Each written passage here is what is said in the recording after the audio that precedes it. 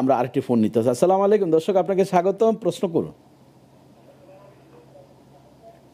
ওয়ালাইকুম আসসালাম রাহমাতুল্লাহ। আসসালামু আলাইকুম। জি, ওয়ালাইকুম আসসালাম রহমতুল্লাহ বরকাত। জি ভাইজান, প্রশ্ন করুন। আমার একটা প্রশ্ন হলো, জি। আমি এমনি অসুস্থ। আচ্ছা অসুস্থ বলতে আমি আমার লাস্ট ক্যান্সার। আচ্ছা এখন অনেক সময় ওই মসজিদে গেলে আমার রক্ত এসে যায়। রক্ত এসে যায়, অনেকে জায়গাতে আমার সামনে যে থাকে সে মাথায় যায়। আল্লাহ। হুজুরের সাথে আমি আলাপ করলাম ইমামের সাথে জি যে আমি কি মসজিদে আসলে সমস্যা আছে নাকি বাড়িতে নামাজ পড়তে পারবো। আচ্ছা তো সে বললো যে বাড়িতে নামাজ পড়ো। আচ্ছা। এখন বাসায় নামাজ পড়েছি কিন্তু আমার মন ওইভাবে মানে হয় না, যে তৃপ্তি হয় না। আমার হবে কিনা আচ্ছা আচ্ছা সন্দেহ লাগে। আচ্ছা আচ্ছা আচ্ছা হ্যাঁ, যে তৃপ্তি আসে না, আচ্ছা।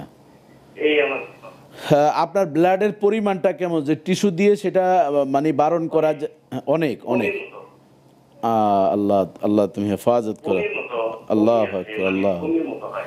জি জি, আমাদের সাথেই থাকুন, আমরা আপনার জন্য দোয়া করি আল্লাহ তাআলা এই কঠিন জটিল রোগ থেকে আপনাকে হেফাজত করুক, যেহেতু আপনার ইবাদতের প্রতি যথেষ্ট আবেগ রয়েছে, এর উসিলা আল্লাহ তাআলা অবশ্যই আপনাকে সুস্থ করবেন।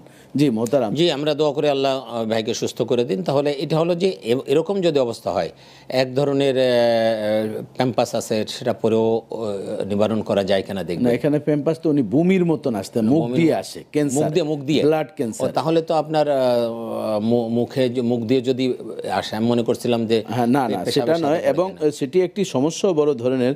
মানুষ কিন্তু স্বাভাবিকভাবে আমরা রক্ত দেখলে অনেক সেন্সলেস হয়, যেমন আমি রক্ত দেখে না, আর সহ্য এটা তো করা কষ্ট মসজিদের হয়ে জন্য, যায়। মসজিদের আশপাশে যারা আছে তাদের জন্য এটা শোভনীয় নয়। এবং এই ধরনের যদি হয়, আপনি যেটা বলছেন যে মুখ দিয়ে বমি মতো বের হয়, তাহলে আপনি মসজিদে না যেয়ে বাসায় নামাজ তবে উনি যখন সুস্থতা ফিল করে, সেটা তখন আমরা একটু মসজিদে ওনাকে যাবেন। বলতে পারি যে আপনি পেছনের দিকে, একটু প্রয়োজনে পেছনের দিকে নামাজ পড়বেন, যাতে করে আপনি আপনার সুবিধা মতন বের হতে পারেন।